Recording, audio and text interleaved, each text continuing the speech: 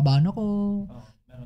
Parang lumabas yung parang feeling liga talaga siya. Iba kasi talaga pag organized basketball. Tapos ngayon since na ano na yun, kumbaga parang na ano tawag doon, na lagpasan na nila yung feeling in the future. Wala na pag sinali mo na sila talaga sa organized talagang league na ano. Hindi, alam po na yung feeling nito. Kasi ikaw. Saka kasi marami din nanonood eh. Mga asawa, mga anak, mga girlfriend, mga kaibigan. I love it. Tapos mga referee. Tapos may camera din, di ba? Para siyang official na talaga ang dating. Kahit sa'yo bro, anong sa tingin mo, experience mo, anong masabi mo? Actually, sa akin, 1 game pa lang ako pero kakaiba talaga yung atmosphere eh. Pero personally, nung nanonood ako, parang mas kabado ako pag nanonood eh. Diba? Parang pero once I get on the court, alam mo yun, business is business, bro. We gotta play, man. Actually, kita nyo naman laro ko, hindi naman ako kinabahan masyado. Defense, rebound. Kung ano magagawa mo, screen and pick and roll, lahat. Actually, yung sinasabi mo, totoo yan. Ganyan din ang sinasabi ng mga kuya. Once na pumasok ka sa loob ng court, nag-iiba ugali mo. Iba yung ugali mo sa labas ng court. Pag pumasok ka sa loob ng court, iba rin ugali mo. Totoo yan. May mga player na ganyan na once na cool lang, ganun, relax lang. Pero pag pinasok mo na sa loob ng court at maglalaro na, may flip switch eh. Alam mo yun? Oo. Lahat naman. Parang off the court 5'5" ako pero on the court 6'5". That joke. Maganda nga yun kasi yung confidence mo, di ba? Meron nga, dati ako, yung late na nga ng height ko, pagpasok sa court, sobrang kabado, parang feeling ko late ko lalo. Kasi nga hindi sanay sa liga. Pero ngayon, magandang hindi ko naman pero nabigyan ng opportunity talaga yung mga tropa. May labas lang yung competitiveness, di ba? That's the goal. Di ba? So, ikaw bro, kahit 1 game pa lang, dami mo pang next season, di ba? Para sa atin talaga tong liga na to, para sa inyo guys. Lahat ng naipundar natin, i-make sure natin na worth it lahat ng lahat ng pagod tsaka ng mga sacrifice na ginawa natin para sa liga. Yes sir. Saka kita mo naman lahat nag-i-enjoy bro. Kahit may injure, kahit alam mo yun, medyo nagkakainitan sa loob ng court. Paglabas naman ng court, okay. Diba? Kamayan. Yeah. Good game. Syempre, sportsmanship, diba? Parang every shot, iba yung feeling ko niya. Ikaw, yung nakashoot ka end one, diba? Anong feeling nun? Sa regular Wednesday, lang? Nung pumasok yung N1 kong yun, ang iniisip ko agad, hindi ko mashoot tong free throw doon. Kasi advance ka pala mag-isip. Bro, alam ko yung strength and weaknesses ko eh. Sige, may N1 ko to, pero pagdating sa free throw, parang Shaquille O'Neal eh. Hindi ko alam kung paano ko ipapasok. Kita mo naman, hindi ko nga natamaan yung ring eh. pero kasi, ngayon, alam mo na yung kailangan mo i-work. Yeah, man. Kasi kung sa Wednesday, kung scrimmage lang, kung for fans lang, diba? Alam mo ba? Anytime shoot ka. Alam mo ba hindi mo ma-shoot? Kasi walang bebot nood sa'yo. Kaya nga eh. Wala bro, 6 years nang wala eh. Two goats. Two goats. Hey guys, dito pala sila. Kaya nga eh. Pero maganda yung naano natin, naisip mo. Kasi talaga yung mga feedback ng ibang tropa talagang. Actually, yun nga. Kasi nga, basketball culture in Macau nga. No? Malaki ang culture sa Macau dahil may Filipino culture, may local culture. Tas, sobrang daming liga rin talaga dito. And on behalf of yung 4B4, nakaka-proud lang kasi nasimulan natin yung, alam mo yun, may originality tayo. Oo. Alam mo yun. Tsaka yung support din na natatanggap natin sa lahat ng tao is super solid talaga. Tsaka natutuwa ako sa mga kasali. Kasi yun yung, di ko naman, pero one of the guys din naman ako noon na hindi masyadong nakakaliga, 'di ba? Kaya yung mga tao na nabigyan ng opportunity na talagang ilabas yung Sali ka na kasi, bro. Hindi kasi sino mag-shot clock? 5, 4, 3. Hindi, pero malay natin, 'di ba? Alam ko meron tayong mga tropa diyan committee pero mainit na rin ako gusto maglaro. Actually, marami na talagang naka-standby. Nasa waiting list talaga para next season. Nakakatuwa kasi hindi lang 5 players, more than 10, 15. Magdadagdag ba ng team ba? Kasi ilang teams? 6 teams ngayon, di ba? Tignan natin sa future kasi ang gusto ko kasi mangyari, if more than 40 players na talaga tayo, pwede natin i-divide ng 2 division. No, medyo medyo para malaking. Kasi may mga players din na katulad ng mga kuya-kuya na gusto sumali. Oh. Siyempre, iba naman yung tayo-tayo magtotropa.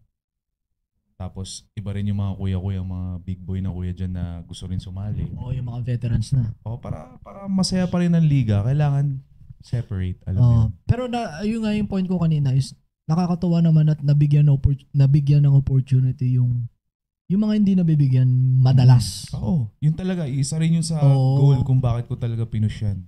Kasi, lalo na yung mga players, yung mga tropa na never naka-experience ng kahit anong liga. Oo, diba?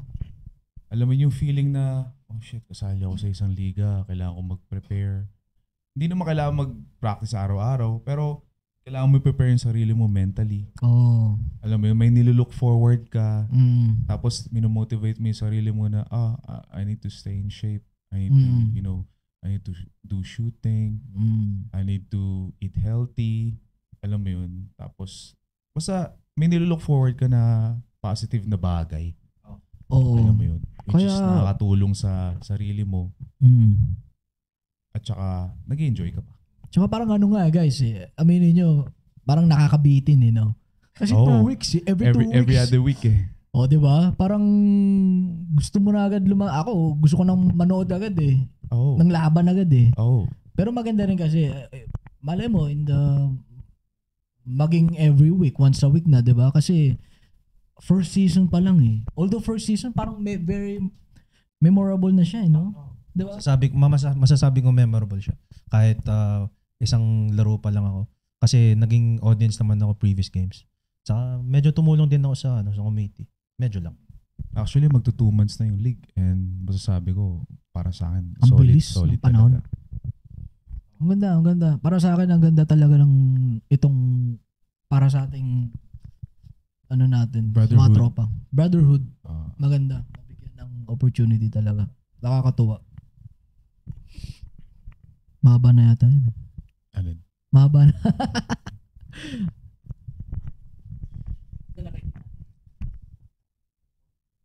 Or 33. Let's go. Sige, dagdagan pa natin. Masasabi ko rin. Sige. Ito masasabi ko sa audience natin. Ang malupit na nangyari sa 4x4 Kings of the Court, yung mga dating neutral lang, papawis lang, nakikita mong talagang ngayon nagiging competitive na. Lumalabas yung pagiging competitive, talagang mambumbunggo na, alam mo yun. Tapos yung mga talon, yung mga tira, yung tipong, nagsushoot pala to? Diba? Lumalabas yung hidden talents, you know what I'm saying? Tsaka, syempre, napapatunayan mo rin sa sarili mo. Napapatunayan mo yun sa sarili mo na kaya mo. Tsaka hindi pa too late. Anong oras pa? Anong edad pa lang tayo? Anong oras pa lang? Makikita mo rin yung hindi mo alam na, may ganito pala akong potential Kahit 4v4 lang Alam mo yun? May sasagad pa pala ako. Nakakatuwa nga kasi meron tayong players na, may player pala. First game. Pag yung sa scrimmage natin, yun 3-pointer yun Diretso tira nun lagi minsan madalas diretso. Pero nung first game, siguro kabado. Yeah, the first 2 games parang yung mga madalas na shooter. Tapos ang nakakatawa dun, nung first game yun siguro kabado, ganun, airball, hindi umaabot. Yung second game, walang, Biglang nag-init. puro tres. Kaya makikita mo is, hindi sila, yung skills is there. Yeah, bro. Skills Yeah. are, nandun. Andun. Nag-adjust sila eh. Kaya nila mag-adjust eh. Execution na lang Actually, saka gano'n naman adjustment. talaga sa basketball eh. Kung kaya mo mag-adjust yung, alam mo yun, mag-adjust ka talaga eh. Oo. Tapos yun, galing, puro tres. Kahit Kaya yung, nga, alam mo yun sa baseline, boarding tres pa rin yun. Paano nangyari yun? Na boarding pa rin yun. Basta guys, yeah. talagang nakita mo yung mga players na lagi natin nakakalaro sa Wednesday. Makita mo, wow, nag-adjust siya dito sa league na to ah. Yung tres niya. Saka, syempre, player din ako dun eh. Shoutout sa nag-init last game. Grabe yung mga tira natin. Yun yung nakakatuwa dun. Oo. Diba? Pwedeng kahit sino pwedeng mag-init ng ganun. Kahit sino talaga. Actually bros, ito siguro motivation lang na konti sa inyo. Kahit sino kayang magano. Kahit ikaw bro, one maybe next game biglang bawat bitaw mo, di ba? Mid-range or biglang nakadalawang tres ka, diba? Momentum lang din. Kasi hindi naman ballers naman tayo eh. Hindi naman tayo pagdating doon magiging ano mo yun. Kaya doon mo masasabi na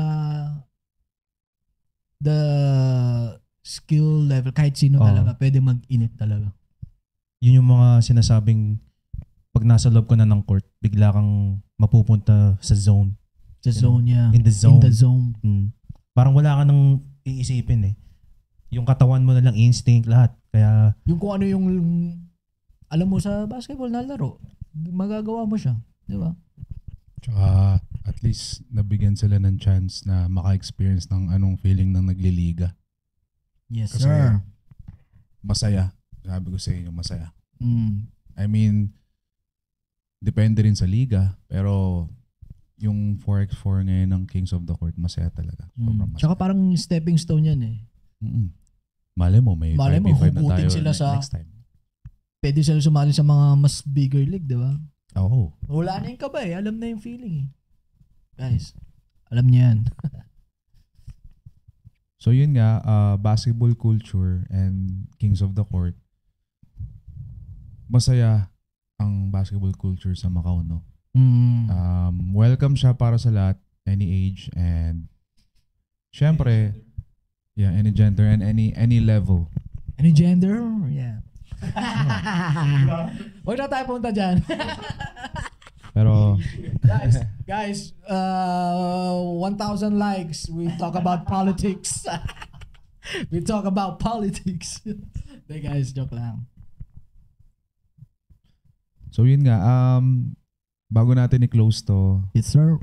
sana may mga aral kayo natutunan and sana nag-enjoy kayo sa episode na to. Alam ko, tagal namin nawala, but we're gonna try our best to be consistent para sa inyo guys. So, ayun lang. And thank you for our unlocked character. thank you then, thank you. Thanks for having me, bro. Anong masabi mo? Sa podcast. Sa first episode. Your first episode. The first episode, my first episode, maraming salamat talaga bros. At alam ko matagal nyo na akong gustong ayayin mag-podcast eh. Kaso parang naging night shift yata ako nun eh. Oh, diba? Yun. Kaya So, yun nga, tulad na sinabi mo, yung mga schedule, saka yung mga, busy-busyhan. Bago pala natin i-close to, simulan natin kay Pedtas. Ano yung? Ano lang, konting inspiration lang sa mga viewers natin. So ano yung, throughout the years na nagbabasketball ka, ano yung isa sa pinaka-importanting natutunan mo about basketball? Para sa akin, basketball, buti yun yung nagustuhan ko kasi, ito personally, kung hindi basketball, anong ginagawa ko? Baka mamaya, iba yung ginagawa ko. hindi naman di ba? Healthy na siya, masaya pa siya. Although minsan nakaka-stress kasi pag natatalo ka lagi, di ba? Lalo, tsamba na ito, yung tira na ito, tsamba. Trash talk eh. Hindi, pero Hindi mga tropa diyan guys, ha? Mga dati yung bata pa tayo, mga Chinese na meron na nakalaban na matanda lang kaya sa 3 points pasok lagi eh. Pero hindi naman. Pero yung nga para sa akin nakakaano siya. Buti yun din yung naano ko. Yun din yung naging hobby ko. Mhm. Nakakaano lang, thankful lang kasi pwede naman malay mo maging football or soccer yung nagustuhan ko. Healthy rin. Pero gusto ko basketball eh. Maganda talaga yung naano na yun. Na yun ang napili ko ba o siya na lang yung ano. Basta yun na lang din yung naging hobby ko. Thankful ako nga siya, basketball. Ikaw? Ang sa akin naman, ang magandang nangyari sa kung bakit basketball. Bro, basketball saves lives, man. Kasi alam mo, may mga moments na depressed ka or heartbroken. Ang gagawin ko, wala pa masyadong technology dati. Walang PH. Ano yung Philippines? Philippines. Basta walang social media kaya ang madalas kong gawin, magpa-basketball ako kahit mag-isa. Paulit-ulit lang, shooting, kahit ano. Kahit walang sapatos, kahit walang damit, basta mag-basketball. Just to take my mind off things, you know? Kaya masasabi ko talaga, basketball never stops, basketball saves lives because it does. Ito, tanong ko, last question lang din. Huwag na natin patagalin din. Pero, kayo ba, may problema kayo, no? Lahat naman tayo, may problema na pinagdaanan. Nasa court ka, in the zone ka, di mo maisip yung problema mo kasi nasa court ka, di ba? Aminin nyo, na-feel nyo ba yun? Yeah, bro. For sure. Ako lagi ko na-feel yun since 15 years old ako. Para sa akin, basketball is everything to me. Ilang beses na ako sinalo ng basketball. Ilang beses ko nang gustong bumigay pero pag pumasok lang ako sa loob ng court, nakakalimutan ko lahat. Yun. At hindi lang yun kasi basketball, tinuturuan ka ng basketball paano maging discipline, paano maging patient. Alam mo yun, kung hindi ka marunong mag-layup, kailangan mo maging patient, kailangan mo pag-aralan, alam mo yun. Para siyang para siyang never ending na kasi meron tayong tapos pag paulit-ulit mo nang ginagawa, nagiging muscle memory na lang and tas eventually magiging lifestyle na. Tas di mo mamalayan, passion mo na pala. Tapos ayun, hanggat sa hindi mo na mamalayan, ang tagal mo na pala naglalaro, hindi nagsasawa. Siguro magsasawa ka dahil tinatamad ka dahil pagod, pero babalik ka pa rin. So hindi lang basketball, may maraming sports, generally sports talaga. Pag may sports ka, stick ka lang doon kasi matutulungan ka talaga doon. Physically, emotionally, mentally, and may iwasan mo yung mga masasamang bagay. Parang in the zone, no? Makakalimutan mo eh. Oh. O bang in the court, diba? Talagang ako, parang miracle nga yun eh. Parang pag nandun ka, parang wow, nakalimutan ko. Meron pala akong ganitong, yung anong ko nga pala, mabagisip may problema. Pero few moments ago, as in wala. Talagang in the zone ka lang. Diba? Mahirap manintindihin ng mga ibang tao. Lalo na yung mga hindi naman nagbabasketball. Pero para sa atin, to naiintindihan natin to na isa to sa napaka laking bagay na nagpapasaya sa atin. Oo. Totoo yun. Extra na lang din yung yung competitiveness na yun talaga kasi yung paglalaro extra na lang din yun. Pero pag ikaw lang talaga mag-isa. Yes sir. So, all the best sa Kings of the Court, sa mga players dyan, all the best. Sana tuloy-tuloy lang yung motivation nyo maglaro and eventually may the best team win. And ang promise namin sa inyo is marami pang liga to. Kung kaya natin umabot ng hanggang season 10, gagawin natin. Or more. Diba? So, yun lang naman. Baka agang 50s. May liga pa rin. Never know. 50s na. Wala lang. Shoutout kay George. Shoutout kay George Oo nga sa likod pala. ng camera, guys. Shoutout kay Ikot ko lang Peace. yung camera. So yun nga guys, thank you again for Thank watching you. this episode. Ako nga pala si Dan, si Daniel, At tsaka si Ped.